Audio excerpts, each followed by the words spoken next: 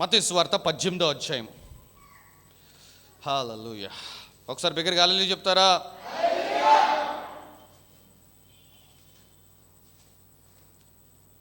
మత్తయి సువార్త 18వ అధ్యాయం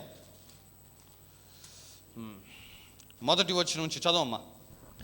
ఆ కాలమున శిష్యులు యేసునొద్దకు వచ్చి, ఆ కాలమున, ఏ కాలం?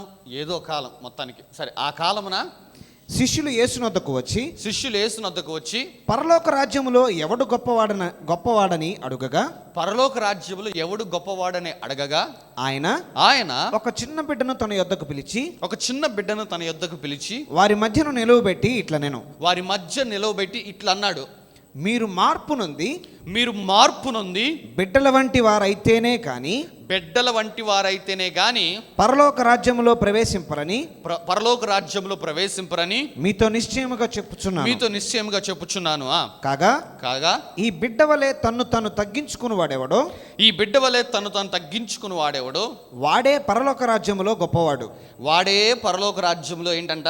గొప్పవాడు. పరలోక రాజ్యంలో గొప్పవాడు ఎవడంటే దేవుడు. నిజమే కదా? Simple thing. పరలోకంలో గొప్పవాడు ఎవడు? దేవుడు కన్నా గొప్పవాడు ఎవడు ఉంటాడా? పరలోకాన్ని సృష్టించింది ఆయన, భూమిని సృష్టించింది ఆయన, విశ్వం మొత్తాన్ని సృష్టించింది ఆయన.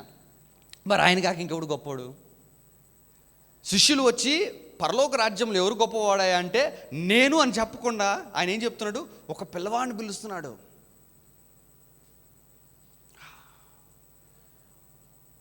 బట్ వాస్తవానికి ఆయనే గొప్పోడు. ఎందుకంటే పరలోకంలో అత్యున్నత సింహాసనం మీద ఆశ్రయుడై ఉంటాడు. ఆ సింహాసనం, ఆ త్రోన్ చెప్పింది ఎవరు గొప్పోడు అని చెప్పి.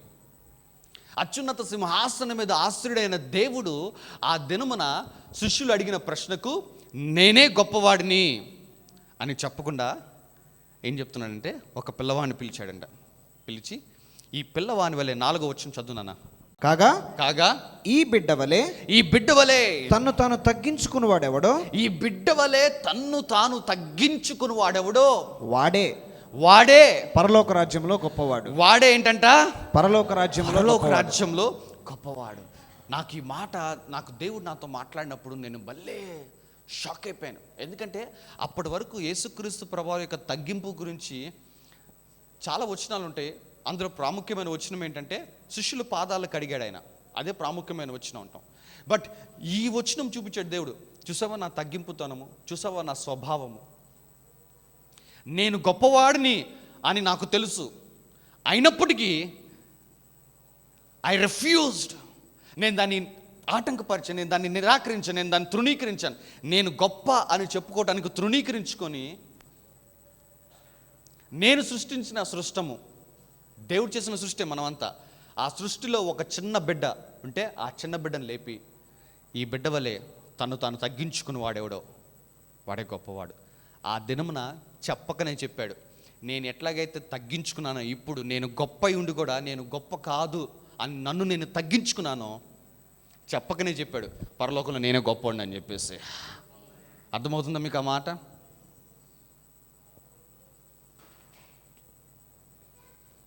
వాస్తవానికి అక్కడ తగ్గించుకుంది ఎవరు? యేసుక్రీస్తు ప్రభువారు. చెప్పకనే చెప్తున్నాడు ఈ చిన్న బిడ్డ వలె ఎవడైతే తగ్గించుకుంటాడో వాడు గొప్పవాడు అని చెప్పేసి. వాస్తవానికి ఆ రోజున ఆ చిన్న బిడ్డ కంటే తక్కువ స్థానం ఆయన తీసుకున్నాడు. ఆ చిన్న బిడ్డ కంటే తక్కువ స్థానం తీసుకొని పరలోకంలో ఈ చిన్న బిడ్డ వలె తను తగ్గించుకున్నవాడు అన్నాడు. కానీ నా వలె తగ్గించుకున్నాడని కూడా చెప్పాల. ఈ చిన్న బిడ్డ వలె ఎవడైతే తగ్గించుకుని ఉంటాడో వాడు గొప్పవాడు అంటున్నాడు. అంటే ఆ చిన్న బిడ్డ కన్నా తక్కువగా ఈయన పెట్టుకున్నాడు. నేను అనుకుంటాను పరలోకం మొత్తం షాక్ అయిపోయి ఉంటుందేమో, ఈయన ఇంత తగ్గించుకుంటున్నాడు దేవుడు అని చెప్పేసి. ఇంత తగ్గింపు ఆయనకి. ఆయన పరలోకంలో ఉన్నప్పుడు మనము అసలు ఆయన ముఖమును కూడా చూడలేకపోయాం కదా. సమీపింపరాని తేజస్సులో నివసించే దేవుడు కదా. అటువంటి ఆయన ఆ పసివాడిని పెట్టి ఆ పసివాడి కన్నా తక్కువ స్థానం పెట్టుకున్నాడు. ఏంది ఆయన్ని?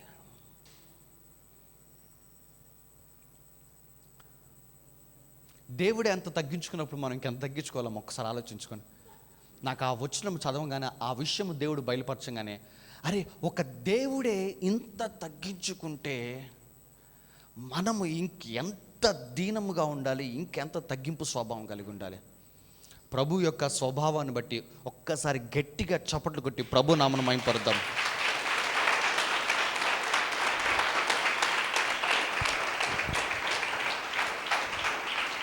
హల్లెలూయా, హల్లెలూయా, హల్లెలూయా. అర్థమైంది ఆ వచ్చిన భాగాలు? చదువు 4వ వచనం మరలా. కాగా ఈ బిడ్డ వలె తన్ను తాను తగ్గించుకుని వాడెవడో, ఈ బిడ్డ వలె తను తాను తగ్గించుకుని వాడెవడో వాడే పరలోక రాజ్యంలో గొప్పవాడు. వాడే పరలోక రాజ్యంలో గొప్పవాడు.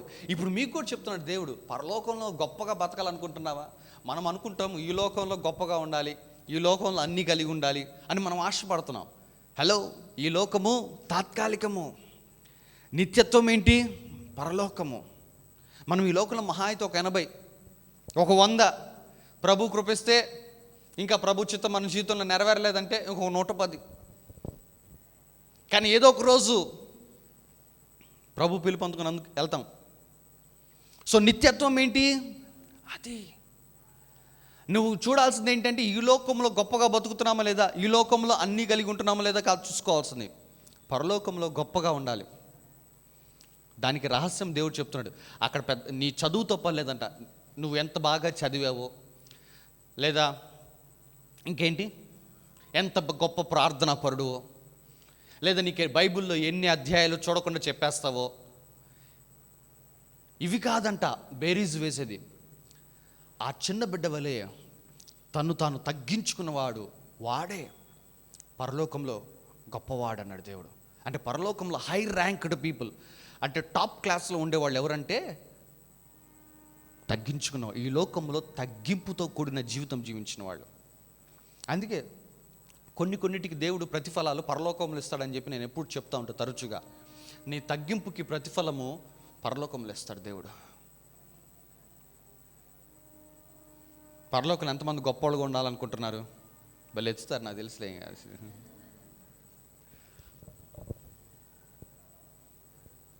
ఇప్పుడు తగ్గించుకుంటారా అనగానే అది కూడా ఎత్తేస్తారు చేతులు, తెలుసు. కానీ అక్కడ నువ్వు అర్థం చేసుకోవాల్సిన విషయం ఏంటంటే 4వ వచనం చదువు మరలా. కాగా ఈ బిడ్డ వలె తన్ను తాను తగ్గించుకుని వాడేవాడో, బిడ్డ వలె తను తాను తగ్గించి. అసలు ఇప్పుడు ఒక చిన్న బిడ్డ దగ్గరికి వెళ్ళిపోయి, ఇప్పుడు మా అన్నయ్య వాళ్ళు 2 బాబులు ఉన్నారు, వాళ్ళ దగ్గరికి వెళ్ళిపోయి నాన్న తగ్గింపు అంటే ఏంటంటే వాడు ఏంటి అంటాడు. వాడికి తెలుసా? తెలీదు, పిల్లలకి తెలీదు. మనకే ఇంకా తెలియదరా, కొంచెం తెలుసుకుంటున్నాం మనం తగ్గింపు అంటే ఏంటో అని చెప్పేసి. కానీ దేవుడు ఏమంటే ఆ బిడ్డలాగా తగ్గించుకుంటాడు అంటాడు. అంటే ఆ బిడ్డకి తగ్గింపు స్వభావం ఉందా? ఉంది. అందుకే దేవుడు అంటాడు ఈ బిడ్డ వలె అంటున్నాడు. అంటే బిడ్డ స్వభావం ఏంటి? బిడ్డ స్వభావం మనతో మాట్లాడుతుందమ్మా. బిడ్డ మాటల కన్నా బిడ్డ చేసే స్వభావం, బిడ్డ బిహేవియర్ మనతో మాట్లాడుతూ ఉంటుంది. అందుకే చూడండి, ఆ బిడ్డ చేసే పనులు చూసి ఆ బిడ్డ మనతో మాట్లాడతాడు. ఆ బిడ్డ స్వభావం మనతో మాట్లాడింది. ఏమని మాట్లాడింది అంటే, నాకు జ్ఞానం లేదు, నాకు జ్ఞానం బోధించడానికి నాకు ఒక పాఠశాల కావాలని చెప్పింది. అందుకే మనం 3 ఏట అవ్వగానే వాడు చెప్పకుండా వెళ్ళి తీసుకుని వెళ్తాం, స్కూల్లో జాయిన్ చేపిస్తాం. అదిగో ఆ బిడ్డ స్వభావం ఏం మాట్లాడిద్ది? నా అంతటి నా తిండి నేను తినలేను, నా తిండి నేను సిద్ధపరచుకోలేను, నాకు ఒక తల్లి కావాలి, నాకు నా తిండిని సిద్ధపరచడానికి, నాకు ఒక అన్నం పెడతానికి అని ఆ బిడ్డ మాట్లాడుతుంది. నా అంతటి నేను నడవలేను కాబట్టి నాకు ఒక తండ్రి కావాలి నన్ను మోసుకొని వెళ్ళటానికి. ఇవన్నీ పిల్లవాడు డైరెక్ట్గా మాట్లాడాడు, కానీ వాడి స్వభావాలతోటి మాట్లాడుతూ ఉంటాడు. ఇప్పుడు చూడండి, చాలా చిన్న విషయాలు కూడా ఆధారపడతారు మా పిల్లలు మన మీద. మన వాళ్ళ బాబు ఉన్నాడు, వాడికి ఇంట్లో మేము ఏ పనుల్లో ఉన్నా కానీ మా దగ్గరికి వస్తా తీసుకెళ్ళని చెప్పేసి. ఎందుకు? అక్కడే చెప్తున్నాడు, నా అంతటి నేను వెళ్ళి ఇది చేయలేను, నువ్వు కావాలి నా చేయబట్టుకోవడానికి. అంటే ప్రతిదానికి ఒక వ్యక్తి మీద ఆధారపడుతూ ఉంటారు పిల్లలు. వాళ్ళంతటి వాళ్ళు ఏది చేయరు, ఒకళ్ళ మీద ఆధారపడి బతుకుతూ ఉంటారు. అందుకే మనం పిల్లల్ని ఇంట్లో ఒక్కళ్ళని వదిలేసి రాం. ఏమంటాం? అమ్మో పిల్లలు ఒక్కళ్ళే ఉంటారని చెప్పేసి ఎవరినో ఒకళ్ళు పెట్టి వెళ్తాం.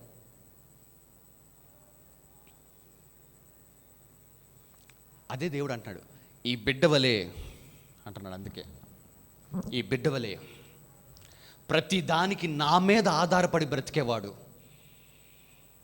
వాడు పరలోకంలో గొప్పవాడవుతాడు. గట్టిగా చప్పట్లు కొడదాం, గట్టిగా.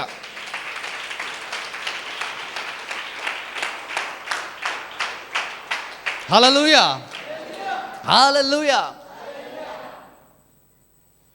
ప్రతిదానికి దేవుడి మీద ఆనుకొని, ప్రతిదానికి దేవుడి మీద ఆధారపడే స్వభావం ఏంటంటే చిన్న బిడ్డ స్వభావము. మనం కూడా బిడ్డలమే దేవుని దృష్టిలో, కానీ మనం అప్పుడప్పుడు కట్టింగ్లు ఇస్తూ ఉంటాం దేవుడికే, నాకు తెలుసు ప్రభు అని చెప్పి. దేవుడు అట్లా కాదే ఇట్లా అంటే ఐ నో లార్డ్ అని మనకొచ్చిన ప్రత్యక్షత వాడుతూ ఉంటాం. So a child like nature ఉన్నవాడు, పసిబిడ్డ స్వభావము ఉన్నవాడు పరలోకంలో గొప్పవాడిగా ఉంటాడు. అర్థమైందిగా? పసిబిడ్డ స్వభావం అంటే ప్రతిదానికి తల్లి మీదో, తండ్రి మీదో, గురువుల మీదో, పక్కనోళ్ళ మీదో, ప్రతిదానికి వాళ్ళ మీద ఆధారపడి బ్రతికే స్వభావము. ఆ స్వభావాన్ని కోరుకుంటున్నాడు దేవుడు. అంటే ఏంటి? నువ్వు మనుషుల మీద ఆధారపడటం కాదు, నువ్వు ఆయన మీద ఆధారపడాలి. ప్రతిదానికి ఆయన మీద ఆనుకోవాలి. ప్రతిదానికి నువ్వు ఉండాలయ్యా, నువ్వు లేకపోతే పని జరగదు అని ప్రభువు మీద ఆధారపడి బ్రతుకుతాం చూసావా? ఆ బ్రతకటము వలన నీకు వచ్చే ప్రతిఫలం ఏంటంటే పరలోకంలో నువ్వే గొప్పడు దేవుడి తర్వాత. ఆమేన్, హల్లెలూయా. సో ఈరోజు నుంచి ప్రతిదానికి ప్రభు మీద ఆధారపడినమ్మా. నేను చెప్పాల్సిన వర్తమానం మార్చేసి దేవుడు ఈ మాటలు ఎందుకు మాట్లాడేస్తున్నాడు? నీ స్వభావాన్ని దేవుడు మారుద్దామంటున్నాడు దేవుడు ఈ ఉదయకాల సమయంలో. నీ మీద నువ్వు ఆధారపడే నీ స్వభావం, లేదంటే నీ చదువు మీద, నీ జ్ఞానం మీద, నీకు వస్తున్న జీతం మీద ఆధారపడి బ్రతుకుతున్న నీ స్వభావాన్ని దేవుడు ఈ దినమున ఖండిస్తున్నాడు. ఏమని ఖండిస్తున్నాడంటే ఆ స్వభావం వద్దు, బిడ్డవలే ప్రతిదానికి నా మీద ఆధారపడి అంటున్నాడు. నేనున్నాను కదా నీకు చేయటానికి అన్ని పనులు అంటున్నాడు దేవుడు. నేనున్నాను కదా నిన్ను నడిపించడానికి, నేనున్నాను కదా నీకు పోషించడానికి తల్లిలాగా, నేనున్నాను కదా గురువులాగా నీకు బోధించడానికి. I am there. నువ్వు కేవలం నన్ను దేవుడు అన్న బాక్సులో పెట్టావు, బట్ నేను ఒక్క దేవుడిని మాత్రమే కాదు, నేను నీకు గురువుని, నేను నీకు తల్లిని, నేను నీకు తండ్రిని, నేను నీకు సోదరుణ్ణి, నేను నీకు స్నేహితుణ్ణి అని చెప్పాడు ఆయన.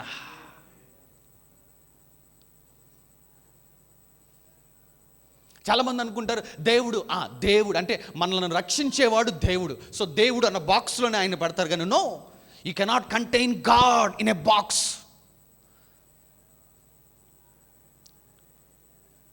ఒక రూమ్లో దేవుడిని అట్లా పెట్టలేవు. ఆయన దేవుడు మాత్రమే అని చెప్పేసి నో, ఆయన దేవుడు మాత్రమే కాదు. ఎస్, ఆయన దేవుడు, బట్ ఆయన దేవుడితో పాటు తండ్రి, ఆయన తల్లి, ఆయన సోదరుడు, ఆయన స్నేహితుడు, ఇంకా చాలా ఉన్నాయి. ఆయన స్వస్థపరిచేవాడు, ఆయన విడుదల ఇచ్చేవాడు, బోల్డ్ అని ఉన్నాయి. సంగమా, ఏమైనా కావాలా? నువ్వు ఒంటరిగా ఉంటున్నప్పుడు నీకు ఎవరైనా కావాలి, ఎవరైనా ఉంటే బాగుంటుంది అనిపిస్తుందా? ఎవరి దగ్గరికి వెళ్ళమాక, ఫోన్లు పట్టుకుని వాళ్ళకెళ్ళకి ఫోన్ చేసి మాట్లాడుకోమాక. టాక్ టు గాడ్, దేవుడితో మాట్లాడు. నీకు శ్రమ వచ్చిందా? ఆ పెద్దల దగ్గరికి, ఈ పోలీస్ స్టేషన్ దగ్గరికి, ఆ లాయర్ దగ్గర పరిగెత్తమాక. There is a God. గట్టిగా చెప్పలు కొడదాం.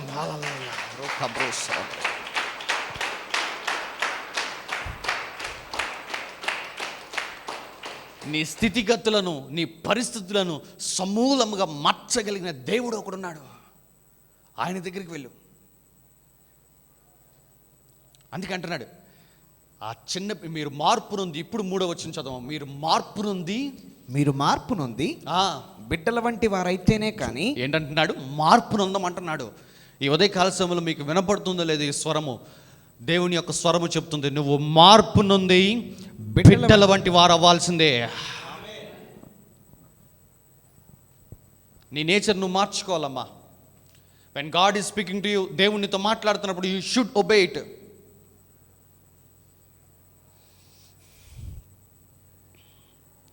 ఐదవ వచనం చదువున్నాను. 5వ వచనం. మరియు ఇలాంటి ఒక బిడ్డను నా పేరట చేర్చుకునేవాడు నన్ను చేర్చుకును. అంటే ఇప్పుడు ఏంటి? ఇలాంటి ఒక ఆ వచ్చిన చదవంగానే ఇలాంటి ఒక బిడ్డను నా పేరట చేర్చుకున్నాడు అంటే ఇంటికి ఇంట్లో ఒక పిల్లను దత్తత తీసుకుంటే దేవుడు ఇంట్లోకి వస్తానట. ఇలాంటి ఒక బిడ్డను చేర్చుకుంటాం అంటే ఏంటి? అక్షరం పట్టుకోమాకండి, దాని వెనుకున్న స్వభావాన్ని, దాని వెనుకున్న భావాన్ని పట్టుకోండి. ఇలాంటి ఒక పసిబిడ్డ స్వభావాన్ని నువ్వు చేర్చుకుంటే నీలో నువ్వు నన్ను చేర్చుకున్నట్లు లెక్క అంటున్నాడు దేవుడు. అర్థమవుతుందా మీకు ఆ మాట?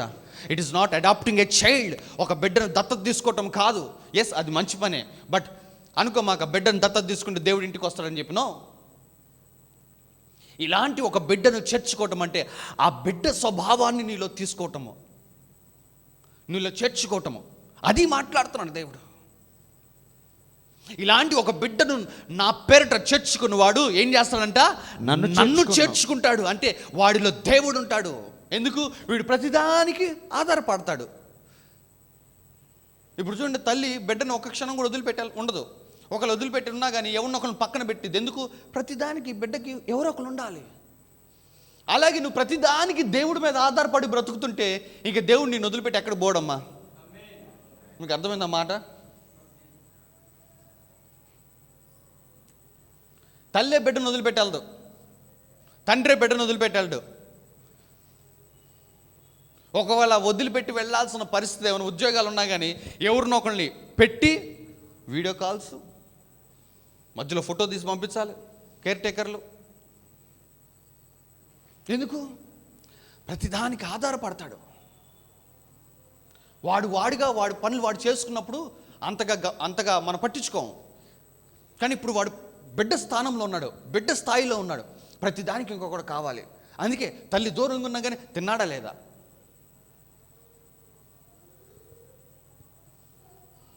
అని దేవుడు ఏమంటున్నాడు? మీరు మార్పు నుండి బిడ్డల వంటి వారు అవమంటున్నాడు. 5వ వచనం ఏమంటున్నాడు? ఆ బిడ్డ స్వభావాన్ని చేర్చుకో నీలో. ఈ రోజు నుంచి స్టార్ట్ చేయమ్మా. ప్రతిదానికి దేవుడి మీద ఆధారపడటం ఆరంభించి ఈ రోజు నుంచి ప్రాక్టీస్ చేయి. ప్రతి చిన్నదానికి దేవుడి మీద ఆనుకోవటం, ప్రతి చిన్నదానికి దేవుడి దగ్గరికి వెళ్ళి మొరపెట్టుకోవటం, ప్రతి చిన్నదానికి దేవుడి దగ్గరికి వెళ్ళిపోయి వాక్యం దగ్గరికి వెళ్ళిపోయి చదువుకోవటము. ఆ స్వభావాన్ని ఆరంభించి ఈ రోజు నుంచి అనుకొని, ఇటు పిచ్చోడు పెద్దానికి ప్రార్థన అంటున్నాడు, ఇటు పెద్దానికి వాక్యం అంటున్నాడు, జ్ఞానం వాడు అనుకొని, అవును నాకు దేవుడు పిచ్చి పట్టిందని చెప్పేసి అంతే.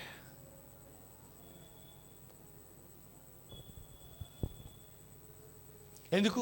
నీకు ఆ స్వభావం ఎప్పుడైతే ఉంటుందో నువ్వు ఆయనను చేర్చుకుంటావంట. అంటే ఏంటి? ఆయన నీతో ఉంటాడు. అర్థమవుతుంది ఆ మాటలు?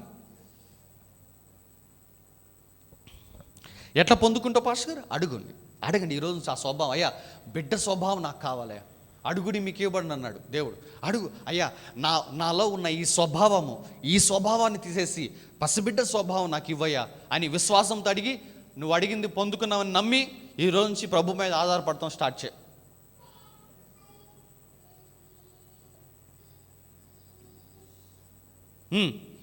ఆరో వచనం, నా యందు విశ్వాసముంచు ఈ చిన్న వారిలో ఒకనిని అభ్యంతరపరచువాడెవడో వాడు మెడకు పెద్ద తిరగటి రాయి కట్టబడిన వాడై మిక్కిలి లోతైన సముద్రంలో ముంచి వేయబడుట వానికి మేలు. ఏం మాట్లాడుతున్నాడు? నా 5వ వచనంలో నువ్వు ఆయన చేర్చుకుంటావు అంటున్నాడు. ఆ స్వభావం ఉంటే అంటే ఆయన నీతో ఉంటాడంట. ఇప్పుడు ఆయన నీతో ఉండటం ఆరంభిస్తాడు, ఆయన నీతో నడవటం ఆరంభిస్తాడు, ఆయన నీకు అన్ని అనుగ్రహించడం ఆరంభిస్తాడు. వెంటనే అపవాదనుడు పని చేస్తూ ఉంటాడు. ఏం చేస్తాడు తెలుసా? అపవాది అనేవాడు అభ్యంతరపరిచే వాళ్ళని లేపుతాడు, నీ చుట్టుపక్కల ఉన్న వాళ్ళని. అదే అంటున్నాడు ఆ వచనం. చదవమ్మా ఆ వచనము. నా యందు విశ్వాసముంచు ఈ చిన్నవారిలో ఒకనిని అభ్యంతరపరచువాడెవడో వాడు మెడకు పెద్ద తిరగటి రాయి కట్టబడిన వాడై మిక్కిలి లోతైన సముద్రములో ముంచి వేయబడుట వానికి మేలు. బైబిల్ గ్రంథంలో అందరు చాలా జాగ్రత్తగా విన్నమ్మా. బైబిల్ గ్రంథంలో 2 చోట్ల చావు మేలు అన్నాడు దేవుడు. ఎవరికైనా గుర్తున్నాయా? 2 చోట్ల చావటం మేలు అన్నాడు దేవుడు. నా మట్టుకైతే బ్రతుకుడు ఎగిరిస్తే చావు అయితే మేలు. ఇంకో వచ్చిన అక్కడ ఇప్పుడు నువ్వు చదివింది ఆ వచ్చినవే. నా యందు విశ్వాసం ఉంచి వాడిని అభ్యంతరపరచువాడు, కచ్చాడుకు ఒక మాట చెప్పాలంటే వాడు చావటం మేలు అన్నాడు. ఎందుకు అంటే ఏం మాట్లాడుతున్నాడు దేవుడు ఆ వచనంలో? ఖచ్చితంగా అభ్యంతరాలు కలుగజేసేవాడు వస్తాడు. ఎందుకంటే నువ్వు దేవుడి మీద ఆధారపడి బ్రతుకుతున్నావు, దేవుడికి దగ్గరగా బ్రతుకుతున్నావు, దేవుడితో కలిసి నడుస్తున్నావు, దేవుడి సన్నిధిలో పరిచయం చేస్తున్నావు, దేవుడితో నీకు మంచి లోతైన సహవాసం ఉంటుంది. ఇదే టైం అపవాదం ఏం చేస్తాడో తెలుసా? ఒకరిని అభ్యంతరపరచడానికి లేపుతాడు. అంటే నీ రిలేషన్షిప్స్లో, నీకున్న సహవాసాలు, నీకున్న బంధాల్లో ఒకరిని రెచ్చగొడతాడు, అభ్యంతరపరుస్తాడు. వాడు ఏం చేస్తాడు? అభ్యంతరపరచడం అంటే దేవుడి దగ్గరికి వెళ్ళమాక అండు. వాడు ఏం చేస్తాడు తెలుసా? ఏదో ఒక ఉపాయం ఆలోచించి ఆ ఉపాయం ద్వారా నిన్ను దేవుడికి దూరం చేస్తూ ఉంటాడు.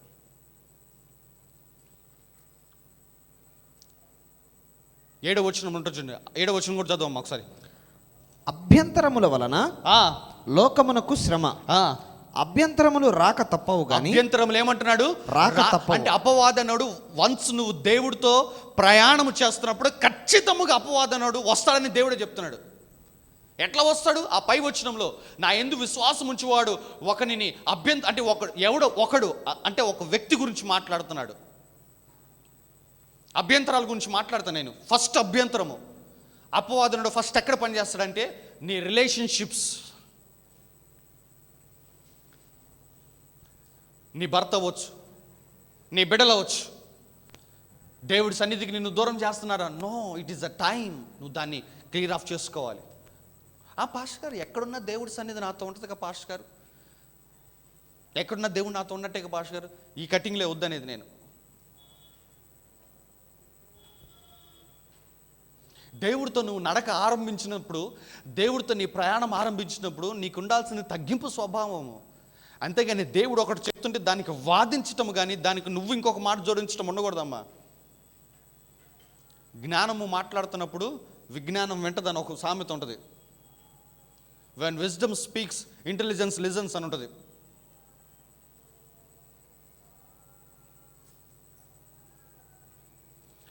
ఖచ్చితంగా ఇక్కడ ఉన్న ప్రతి ఒక్కరికి ఈరోజు నా దేవుడు ఎందుకు ఈ వర్తమానం ద్వారా మీతో మాట్లాడుతున్నానమ్మా. దేవుడితో నీ ప్రయాణము నువ్వు సాగుతున్నప్పుడు, నువ్వు ట్రావెల్ అవుతున్నప్పుడు ఖచ్చితంగా నీ రిలేషన్షిప్స్లో, నీ ఫ్రెండ్ సర్కిల్లో ఎవరో ఒకరిని అపవాది వాడుకుంటాడు. You need to find out. నీ ఫ్రెండ్ సర్కిల్ ఎవరైనా ఉన్నాడా నేను దేవుడి సన్నిధికి దూరం చేద్దామని అంటే వాడేమండు, అరే ఇక్కడ ఎందుకు, ఇంకో ఆదివారం ఇటు వెళ్దాం పదా, నీ యూట్యూబ్లో వాక్యం విను మీ పాస్టర్ గారిది, ఆదివారం వెళ్దాం అక్కడికి, ఉద్యోగానికి వెళ్దాం, పనికి వెళ్దాం. యూట్యూబ్లో పెడతాడుగా పాస్టర్, టీవీలో వస్తాడుగా మీ పాస్టరు. లేదంటే ఆదివారం ఈవినింగ్ సర్వీస్కి ఇంకో చోటుకి వెళ్దాం పదా. నువ్వు చక్కగా నువ్వేం చేస్తావు, నిజమే కదా అనుకుంటావు, కానీ ఆదివారం నువ్వు ఇక్కడ పరిచయం చేస్తూ ఉంటావు. నువ్వు కుర్చీలు వేసే డిపార్ట్మెంట్ నీకు ఒకటి ఉంది, లేదంటే ఒక మీడియా డిపార్ట్మెంట్ ఉంది, లేదంటే వర్షిప్ టీం ఉంది. మీరందరూ ఇక్కడ సర్వీస్ అంటే వీళ్ళనే కాదు, మీతో కూడా మాట్లాడుతున్నాను. First let me come to these people. ఇక్కడ పరిచయం చేసే బృందాలకు నేను చెప్తున్నానమ్మా, నువ్వు పరిచయం చేస్తున్నావు, అభ్యంతరం కలుగు చేసేవాడు వస్తాడు. You need to find out. నిన్ను ఈ పరిచయం లేదని నువ్వు పరిచయం చేయకుండా, నువ్వు ఇక్కడ సర్వీస్ చేయకుండా ఏదో ఒక కారణం చెప్పి నిన్ను వెనక లాగటానికి ఒక వ్యక్తి వస్తాడు. I'm telling you, it is a time to cut off that person. ఆ వ్యక్తిని నువ్వు కట్ చేసుకోవాల్సిన పర్సన్, ఆ వ్యక్తిని నువ్వు కట్ చేసుకోవాల్సిన పర్సన్. ఆ వ్యక్తి గురించి దేవుడు ఎంత దారుణంగా అన్నాడు చూడండి, వాడు చావటం మేలు అన్నాడు అంతే. దేవుడు అంత సీరియస్ స్టేట్మెంట్ చెప్పినప్పుడు నేను ఇంకెంత సీరియస్ స్టేట్మెంట్ చెప్పాలి? అందుకే అంటున్నాను, yes, it is time to cut them off. దేవుడైనా చావమంటున్నాడు, వాడు చావాలంటున్నాడు దేవుడు. నేను అట్లా అనటం లేదు, నువ్వు కట్ చేసుకో వాడి దగ్గర నుంచి. నిన్ను దేవుని సన్నిధిలోనికి, నిన్ను దేవుని యొక్క సహవాసంలో నుంచి దూరము చేయాలి. ఏ కారణము చేతైనా సరే దూరము చేయాలని అపవాది ఎవరినన్నా ప్రేరేపించి మాట్లాడుతున్నాడా? It is the time to say a goodbye. No matter వాళ్ళు నీకు ఎంత డీరెస్ట్ ఫ్రెండ్స్ అయినా, నో మ్యాటర్ వాళ్ళు నీకు ఎంత మంచి థిక్ బాండేజ్ ఉన్నా కానీ కట్ చేసుకోవాలి నువ్వు. ఎందుకు? అలాంటి వాడు చావటం మేలు అంటున్నాడు దేవుడు. నేను ఆ మాట మాట్లాడలేను. అలాంటి వాళ్ళతోటి నీకు వద్దు అంట నేనైతే. చదువు 7వ వచనం. అభ్యంతరముల వలన లోకమునకు శ్రమ. ఏమొస్తుందంట శ్రమ? నువ్వు అభ్యంతరం అంటే ఏంటి? ఆటంకపరచబడటము. ఆటంకపరచబడటం వల్ల ఏంటంటే ఏమొస్తుందంట? లోకమునకు శ్రమ. శ్రమ. నువ్వు దేవుడితో సహవాసానికి ఆటంకపరచబడటం వల్ల ఏమైంది? శ్రమ. హల్లెలూయా, హల్లెలూయా, హల్లెలూయా, హల్లెలూయా. నువ్వు దేవునితో సహవాసాన్ని ఆటంకపరచబడుతున్నావా? నీ ఫ్రెండ్స్ వల్ల అయితేనేమి, నీ చుట్టాల వల్ల అయితేనేమి, లేదంటే నువ్వు రిలేషన్షిప్లో ఉంటే రిలేషన్షిప్ వల్ల ఏదైనా దేవుడితో సహవాసం కొంచెం తిక్ అవుతుందా, తిన్నవుతుందా, సన్నబడుతుందా, వెనకబడుతున్నావా? అదే అభ్యంతరము, అదే ఆటంకపరచబడటం. నువ్వేం చేయాలి ఇప్పుడు? It is time to cut. ఎందుకంటే శ్రమ. నా మాటలు అర్థమవుతున్నాయా? నువ్వు నొచ్చుకున్నా పర్లేదు, నువ్వు ఇబ్బంది పడినా పర్లేదు. ఇంకా ఉన్న అభ్యంతరాలు తర్వాత చదవమ్మా, కంటిన్యూ చేయమ్మా. అభ్యంతరములు రాక తప్పవు కానీ ఎవని వలన అభ్యంతరం వచ్చునో ఆ మనుషునికి శ్రమ. కాగా నీ చెయ్యి అయినను నీ పాదమైనను నిన్ను అభ్యంతరపరిచిన ఎడల దానిని నరికి నీ యొద్ద నుండి పారవేయము. అసలు దేవుడు ఎంత కఠినంగా మాట్లాడతాం చూసావా? ఫస్ట్ ఏమో వాడు చావటం మేలు అన్నాడు. ఏడేమంటున్నాడు? నీ చెయ్యి అయినను నీ పాదమైనను నిన్ను అభ్యంతరపరిచిన ఎడల దానిని నరికి నీ యొద్ద నుండి పారవేయము. 2 చేతులను 2 పాదములను కలిగి నిత్యాగ్నిలో పడవేయబడుట కంటే కుంటివాడవుగానో అంగహీనుడుగానో జీవములో ప్రవేశించుట నీకు మేలు. అంటే ఇక్కడ కూడా నువ్వు అక్షరం పట్టుకోకూడదు, దాని యొక్క స్వభావాన్ని పట్టుకోవాలి, దాని యొక్క వెనుకున్న భావాన్ని పట్టుకోవాలి. నీ చెయ్యైనను నీ పాదమైనను అభ్యంతరపరిచిదంట. ఏం చేస్తావు? చేతులతోటి కాళ్ళతోటి పనులు చేస్తావు, జాబ్ చేస్తావు, పని చేస్తావు. నీ పని దేవునితో సహవాసానికి నిన్ను అభ్యంతరపరుస్తుందా? నరికివేయ్. మా పనులు దేవుని పరిచర్యకు, లేదంటే మా పనులు దేవుని సహవాసానికి అభ్యంతరం అయిపోతే ఆ పనులను తొలగించేసుకోవాలి. అందుకే అంటాడు అక్షరము చంపును ఆత్మ జీవింపజేయను అని చెప్పి. అక్షరం పట్టుకోకూడదు, దాని వెనుకున్న భావాన్ని పట్టుకోవాలి. అంటే దేవుడు చెప్పకనే చెప్తున్నాడు. నంబర్ 1 అభ్యంతరాలు వ్యక్తుల వల్ల వస్తాయి. నంబర్ 2 అభ్యంతరాలు నీ పనుల వలన వస్తాయి. దేవుడితో సహవాసానికి నేను దూరం చేయడానికి నీకు అపవాదం ఏం చేస్తాడు సార్? ఎక్కువ పని పెడతా ఉంటాడు, ఎక్కువ ప్రెషర్ నీ మీద పెడతా ఉంటాడు. పాస్టర్ గారు ఏంటి పాస్టర్ గారు మరి ఇప్పుడు అంటే ఉద్యోగం వదిలేయమంటారా పాస్టర్ గారు అంటే, పరలోకానికి వెళ్ళటానికి 2 మార్గాలు ఉన్నాయమ్మా. లాజరు ధనవంతుడికి అది తెలుసా? లాజరు పేదోడు ఎందుకు అయ్యాడు?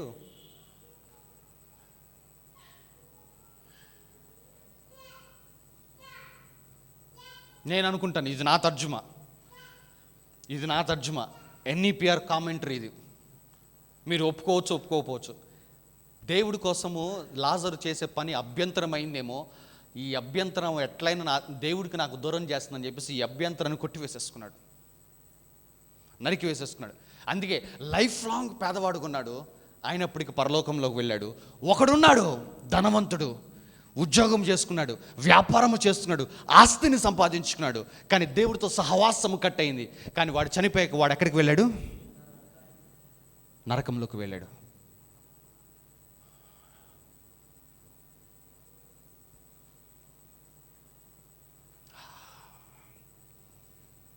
దేవుడు ఎంత కఠినంగా, ఎంత స్ట్రిక్ట్గా చెప్తున్నాడు చూడండి. నాతో సహవాసము కన్నా ఏది ఎక్కువ ఉండకూడదు అంటున్నాడు దేవుడు.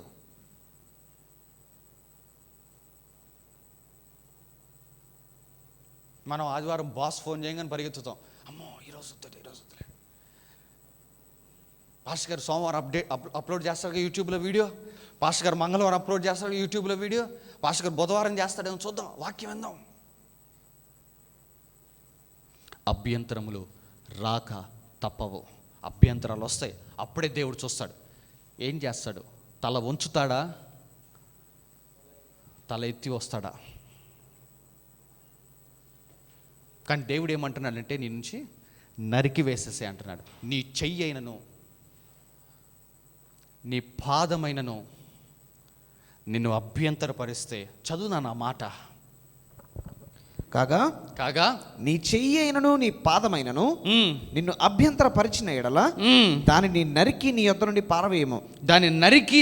పారవేయము. 2 చేతులను 2 పాదములు కలిగి నిత్యాగ్నిలో పడవేయబడుట కంటే. ఏంటంటే అంటే 2 ఉద్యోగాలు చేసుకుని 2 వ్యాపారాలు చేసుకుని లైఫ్ లాంగ్ అబ్బా అన్ని కలిమి అన్ని సంపాదించి చచ్చిపోయిన తర్వాత నరకంలో మాడిపోవటం కంటే ఏమంటున్నాడు? కుంటివాడవుగాను అంగహీనుడుగాను జీవములో ప్రవేశించడం నీకు మేలు.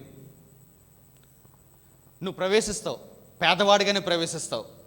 దేవుడి కోసం ఉద్యోగాలు అన్నింటిని వదిలేసుకొని పేదవాడిగానే ప్రవేశిస్తావు, కుంటివాడిగా ప్రవేశిస్తావు. కానీ వన్స్ నువ్వు ప్రవేశించిన తర్వాత నువ్వు గొప్పవాడి అవుతావు. అక్కడ గట్టిగా చప్పలు కొడతారా?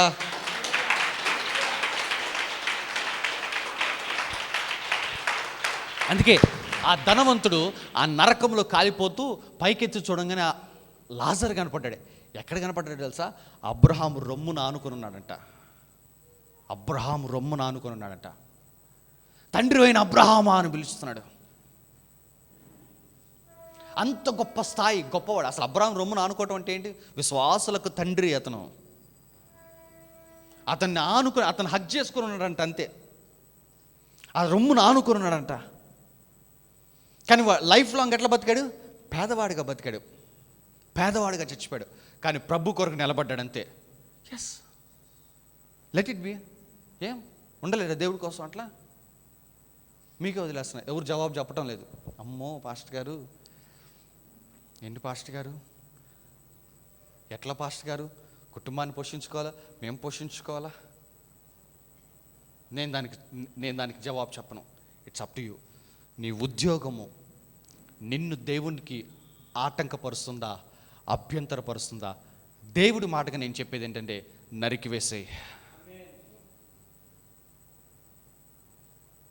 కానీ నేను చెప్తానమ్మా, కొద్ది కాలం ఇబ్బంది పడతావేమో కానీ దేవుడు నిన్ను ఆశీర్వదిస్తాడు. There was a time in my life, నా జీవితంలో ఒక రోజు వచ్చింది, అలాంటి ఒక రోజు వచ్చింది. నా చదువులు అయిపోయినాయి. నా చదువులు అయిపోయిన తర్వాత అందరు ఫ్రెండ్స్ అందరూ జాబ్స్ చేస్తూ ఉన్నారు. నేను మార్కెటింగ్ ఎగ్జిక్యూటివ్గా చెన్నైలో వర్క్ చేశా. 1 నెల చేశా. అది ఎందుకు ఆ నెల అక్కడ ఉన్నంత వరకు మందిరంకి వెళ్ళలేకపోయాను. ఎందుకు? తమిళ్, అరవం మనకేం వచ్చు? ఏం చేయాలి అర్థం కావట్లా. అరే దేవుడి సన్నిధికి దూరం అయిపోయాను. ఏంటి నాకే అనిపించింది ట్రైగా. అందుకే జీతం కూడా తీసుకోకుండా వచ్చేసాను రాజీనామా చేసి. సరే గుంటూరులో గవర్నమెంట్ హాస్పిటల్లో నేను వర్క్ చేశాను. 1 నెల చేశాను అక్కడ కూడా. కానీ ఈసారి జీతం తీసుకున్నాను. ఆరోగ్యశ్రీ డిపార్ట్మెంట్లో వర్క్ చేశాను నేను. ఆ డిపార్ట్మెంట్లో వర్క్ చేస్తున్నప్పుడు సేపు నాకు లోపల అనిపిస్తుంది, ఇది కాదు నా పిలుపు, నేను సేవ చేయాలి. ఎందుకు అనిపిస్తూ ఉంది. మళ్ళీ దాన్ని కూడా క్విట్ చేశాను. నాకు అసమాధానంగా అనిపించింది, క్విట్ చేశాను. మా మమ్మీ వాళ్ళు జాబ్ చేయమన్నారు. అప్పుడు 1 సంవత్సరం టైం ఇవ్వమ్మా, నేను ఒక నిర్ణయానికి వస్తాను అన్న. నేను 1 సంవత్సరం టైం అని చెప్పాను. మా మమ్మీతో మాట్లాడిన 1 సంవత్సరం టైం అన్నాను. ఆ టైంలోనే హైదరాబాద్ వెళ్ళాను. నేను హైదరాబాద్ వెళ్ళింది నేను బైబిల్ కాలేజ్ కోసం కాదు. అప్పటికే మేము స్థానికంగా మా సంఘ కాపరి కింద మేము ఉంటూ సేవ నేర్చుకున్నాం. దాదాపు మా అన్నయ్యలు మేమంతా. కానీ హైదరాబాద్ వెళ్ళాను. ఎందుకు? ఒక్కసారి అన్నీ పక్కన పెట్టేసేసి దేవుడితో కూర్చోవాలి, దేవుడు ఏది చెప్తే అది చేద్దామని చెప్పేసి. నేను హైదరాబాద్లో ఉన్నాను. నాకు బాగా గుర్తు, నవంబర్లో దేవుడు నాతో మాట్లాడాడు. 2015 నవంబర్ 13వ తారీఖు దేవుడు నాతో మాట్లాడాడు. నెహెమ్యా గ్రంథం నుంచి మాట్లాడాడు. తర్వాత హోషేయ గ్రంథం నుంచి మాట్లాడాడు. ఎన్నిసార్లు బైబిల్ మూసేసి ఇది కాదు, నేనేమో దేవుడు జాబ్ చేయి అంటాడేమో అని చెప్పి దానికోసం చూస్తున్నా. ఎందుకు? మా వాళ్ళందరూ వెళ్తున్నారు లేదా జాబుల్లో ఉన్నారు. ఉంటుందిగా మనకు లోపల, అందరూ పోతున్నారు, మనం ఏంటో ఇంకా ఇట్లా ఉన్నామని చెప్పి. నేను ఎంత ఇది కాదు దేవుడు ఇంకేదని చెప్తాను. 3 సార్లు ప్రభు యొక్క స్వరం అదే వచ్చింది. 4వసారి కూడా ప్రార్థన చేస్తే దేవుడు మాట్లాడుతూ ఆపేశాడు. నాకు అప్పుడు అర్థమైంది, ఇంకేనా మారడలేని చెప్పి. నేను ఆ రోజు ఇంక నిర్ణయించుకున్నాను, వచ్చాను. అన్నీ ఉద్యోగం చేయకుండా సేవ చేయటం అంటే ఎట్లుంటుంది? ఆ రోజున no work, only God service. మా డాడీ అన్నారు, ఏమన్నారంటే నాకు బాగా గుర్తు, అరే నాన్న నువ్వు జాబ్ చేస్తూ సేవ చేయొచ్చు, ఆ విషయం తెలుసా? దినకరన్ గారు బ్యాంక్ ఎంప్లాయీ ఉంటూ ఆయన ఉద్యోగం చేసుకుంటూ సేవ చేశాడంటే. నేను మా డాడీతో అన్నమాట నాకు ఎప్పటికీ బాగా గుర్తు, it is not career dad, it is service అన్న. నేను డాడీ ఇది కెరియర్ కాదు, ఇది ఒక సేవ. పొద్దునంతా జాబ్ చేసుకొని నేను సాయంకాలం ఎవరి దగ్గర పోమంటావు వాక్యం చెప్పడానికి అన్న.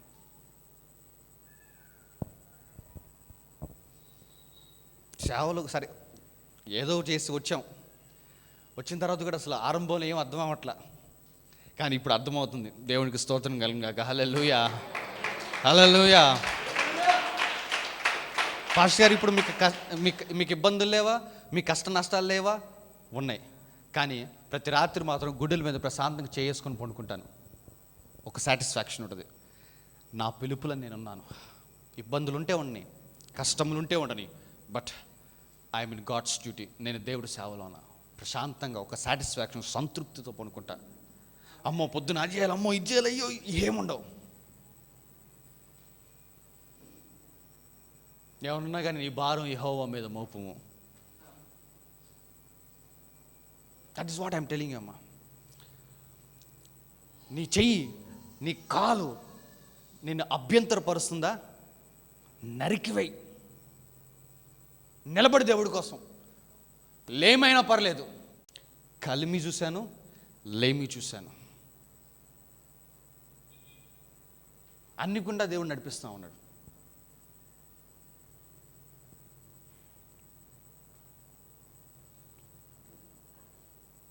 దేవుడి కోసం నువ్వు నిలబడ్డావు ఒకరమ్మా. ఆయన సన్నిధే నాకు ముఖ్యం. నిలబడ్డావు అనుకున్నా, ఖచ్చితంగా దేవుడు నిన్ను ఆశీర్వదిస్తారు, పైకి లేపుతాడు. ఇది నా అనుభవంతో నేను చెప్తున్నాను ఈ మాట.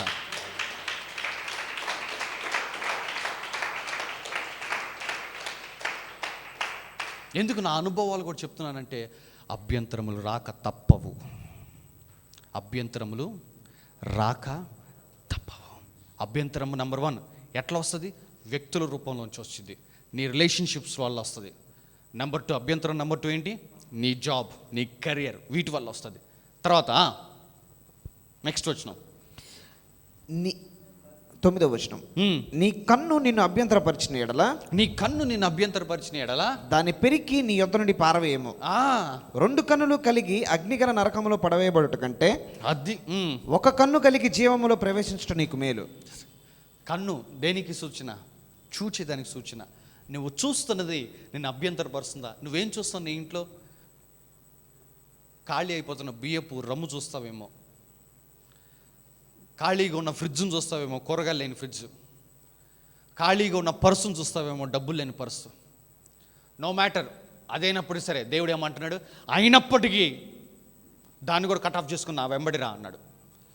ఒక రోజున ఒక శిష్యుడు అన్నాడు, అయ్యా నా తండ్రి చచ్చిపోయాడయ్యా, నేను వెళ్ళి పాతి పెట్టుకుని వస్తానంటే, నో, మృతులు పాతి పెట్టుకుంటా, నువ్వు రా అన్నాడు. అంతే. ఎందుకు? వాడి కన్ను వాడిని అభ్యంతరపరుస్తుంది. ఆ దినమున దేవుడితో పాటు నడవటానికి, దేవుడితో పాటు పరిచర్యలో ఉండటానికి వాడిని అభ్యంతరపరుస్తుంది. ఏంటంటే వాడి తండ్రి మరణం. అన్నాడు, అయ్యా నా తండ్రిని పాతి పెట్టుకొని వస్తాను, ఇస్తావా అన్నాడు. మృతులు పాతి పెట్టుకుంటారు, నాకన్నా మీ నాన్న చావు ఎక్కువగా దా అన్నాడు. దేవుడు అంత కఠినంగా ఎందుకు చెప్తున్నానంటే, ఎస్, దేవుడి కన్నా మనకేది ఎక్కువ ఉండకూడదు. దేవుడి సన్నిధి కన్నా మనకేది ఎక్కువ ఉండకూడదు. ఏదైనా ఉంటుంటే నరికి వేయటం అంతే.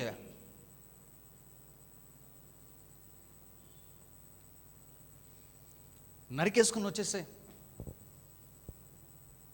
పాస్టర్ గారు, మీరు రాయలసీమ వాళ్ళలాగా మాట్లాడుతున్నారు పాస్టర్ గారు అంటావా? మరి దేవుడు చెప్పాడు, మరి దేవుడు రాయలసీమ, అది పరలోకపు భాష. నరికి వేసేసే. దేవుడి కోసం సాక్రిఫైస్ చేసుకొని, దేవుని సన్నిధే ముఖ్యము, దేవుడి సహవాసము ముఖ్యము, దేవుడి పరిచర్య ముఖ్యము అని నువ్వు అడుగులు వేయి. నిన్ను దేవుడు ఎట్లా ఆశీర్వదిస్తాడంటే, యెహెజ్కేలు గ్రంథము 34వ అధ్యాయము, ఇఫ్ ఐఎమ్ నాట్ రాంగ్ 14వ వచనము, 14-15 కూడా. ఎస్, యెహెజ్కేలు గ్రంథము 34వ అధ్యాయము 14వ వచనము 15వ వచనము. నేను మంచి మేతగల చోట వాటిని మేపెదను. అదే రా, దేవుడితో నడువు. దేవుడు నిన్ను పస్తులు పెట్టడు. దేవుడు నేను రోగాలతో ఉంచడు. దేవుడు నిన్ను అవమానాల్లోనే ఉంచడు. ఆ తక్కువ స్థితి, ఆ హీన స్థితిలోనే ఉంచడు. దేవుడు ఏం చేస్తాడంట? నేను మంచి మేతగల చోట వాటిని మేపెదను, నిన్ను మేపుతా అంటున్నాడు దేవుడు. దాన్ని ఇంకో మాటలో చెప్పనా? అతి శ్రేష్టమైన గోధుమలతో నిన్ను పోషిస్తాడు, కొండ తేనెతో నిన్ను తృప్తిపరుస్తాడు దేవుడు. That is my promise. అది నా వాగ్దానం, అందుకే చెప్పాను.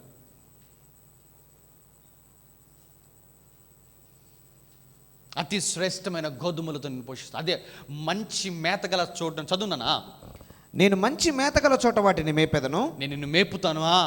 ఇజ్రాయిల్ యొక్క ఉన్నత స్థలముల మీద వాటికి దొడ్డి ఏర్పడును. ఇజ్రాయిల్ యొక్క ఉన్నత స్థలముల మీద వాటికి దొడ్డి అంటే నివాసం ఏర్పరుస్తారు. అరే నువ్వు జాబ్ చేసుకుని నువ్వు ఈఎంఐలతో నువ్వు కట్టుకుంటావు. వీళ్ళు నేను గడితే ఎట్లుంటుందో తెలుసా, నీ చెమట చుక్కనదు, పక్కనోడు చెమట చుక్కే ఉంటుంది, నువ్వు ప్రాంతం ప్రశాంతంగా అట్లా ఉంటావు అంటున్నాడు దేవుడు. హల్లెలూయా.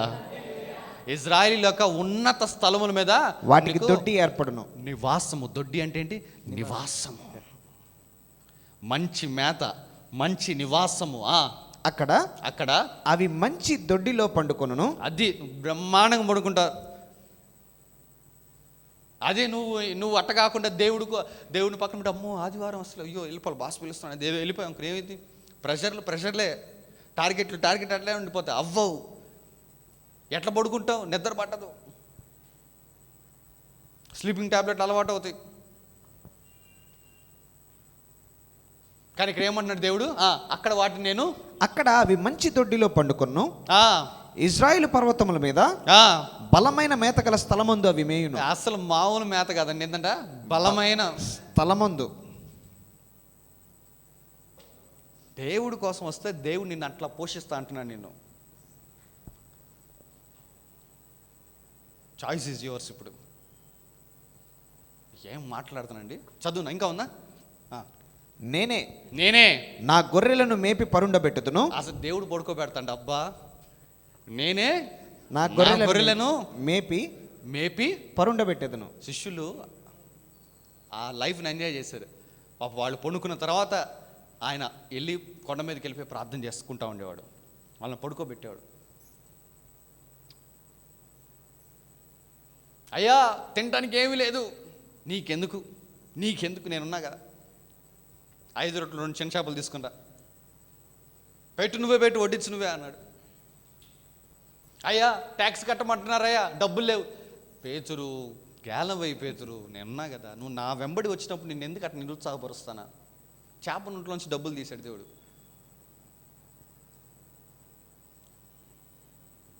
హల్లెలూయా.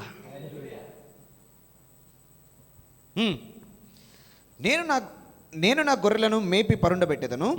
ఇదే ప్రభువుకు యెహోవా వాక్కు. ఇదే ప్రభువుకు యెహోవా వాక్కు. ముగించేస్తాను నేను. సో చెప్తున్నాను, చాలా స్పష్టంగా చెప్తున్నాను. Never compromise. ఎప్పుడు రాజీ పడమాక. దేవుడి కోసం దేన్నన్నా త్యాగం చేసుకో, కానీ దేవుడితో సహవాసాన్ని త్యాగం చేసుకోమాక. తుచ్చమైన వాటి కొరకు, నీచమైన వాటి కొరకు ప్రభు సన్నిధిని త్యాగం చేయమాక, ప్రభువును త్యాగం చేయమాక. ఆ రోజు నువ్వు పనికి వెళ్తే నీకు ఎంత వస్తుంది?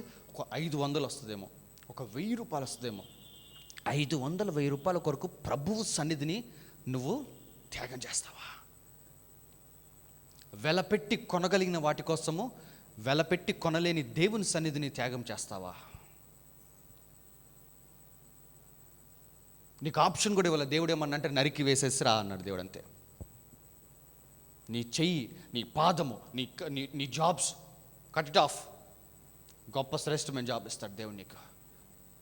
నీ కన్ను నువ్వు చూసేది నిన్ను అభ్యంతరపరుస్తుందా? నీ ఇంట్లో ఖాళీగా ఉన్న ఆ పాత్రలు, ఆ ఖాళీగా ఉన్న ఆ డబ్బులు, ఆ ఖాళీగా ఉన్న బ్యాంక్ అకౌంట్, అవి చూసి లేదు దేవుని పక్కన పెట్టి కొద్ది కాలం మనం పనికి వెళ్ళిపోదాం, ఆదివారం కూడా పని చేద్దాం, ఓవర్ టైం డ్యూటీ చేద్దాం, నైట్ అవుట్లు చేసుకుందాం, ఏదో రకం చేసి డబ్బులు సంపాదిద్దాం అని అనిపిస్తుందా? నీ కన్ను పీకేసేయి.